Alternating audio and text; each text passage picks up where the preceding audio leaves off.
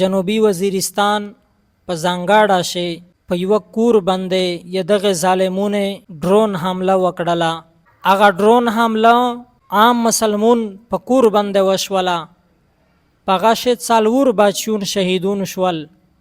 معصوم بچیون وي، اته هیڅ پته نه لګېدله. هغه معصوم بچیون یې شهیدون کړل او یوه تورسره یې شهیده کړله. وسو دغه ظالمون دا یایي چې میږ د یوه دهشتګرد په کور باندې ډرون حمله وکړله او هغه هم وویشتل. عزیزونه دغه یوه ډرون حمله نه دو، دغه اول ور نه دو چې بچیون شهیدون کیږي د میږ په وطن شي، بلکې روزانه په دغه سره دماکې کیږي، په دغه سره ډرون حمله کیږي او همیشه د میږ په وطن شي ی دغه عوام سره ی دغه مظلوم عوام سره ظلم کیږي.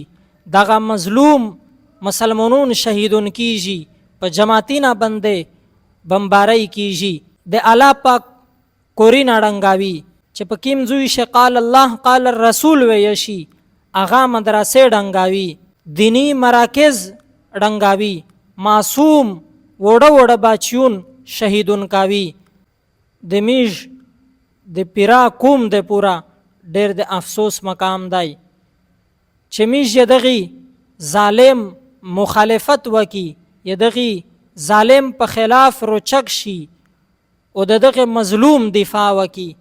خصوصا یمو اپیل دی چې څومره مشرون دي د پښتانې، هغه که د وزیرستان سره تعلق لري که د نورې قومې سره تعلق لري، په اتفاق سره چې ټول روچک شي، اول مشرون روچک شي، ی دغه مخالفت وکو. د علما نه د مودا اپیل دی ای د علما جماعت توسه د انبیا وارثون یی، د میشه د سار تاج یی، لیکن توستا یمیش دا اپیل دی چې دغه مظلوم خلک مدد وکي، د دغه مظلوم خلک د پورا رووزي، د دغه مظلوم خلک دفاع وکي، د دغه ظالم مخالفت وکي. او که د دغه ظالم مخالفت نشي کولای د دغه دفاع هم کوي. دغه ډرون حمله وشولې، دغه وړه بچیون شهیدون شول، په جماعتینه باندې بمباری وشولې.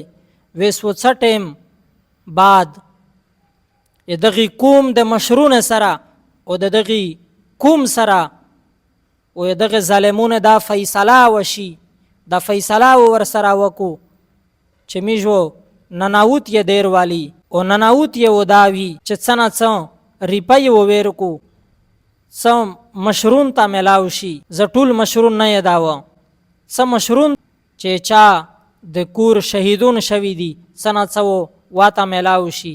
او هغه غریبون د څو کو اخو یو غریب طبقاتو آیت نشي کولای، بدلا نشي وخستلای، یت مخالفت نشي کړلای.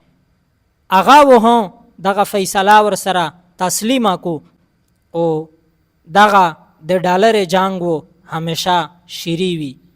نو د مو عزتمنه او مسیده دغه فیصله د نناوت ی فیصله ما ور سره مانی، نناوت ی په یت صورت شما مانی، که بدلا نشي وخستلای، ی دغه ظالم مخالفت نشي کولای، ی دغه مظلوم دفاع نشي کولای. نناوت ی داسې فیصله د بغیرتو بوله فیصله ما ور سره کوي، بس ورتایا یی چې ټیک تو ظلم وکا. ویسو الله پاک میشته په خپل انصاف رکاوي او که په دا دنیو انصاف میشته ملاو نشي، ان شاء الله د اخرت پرېزو میشته انصاف ملاویږي.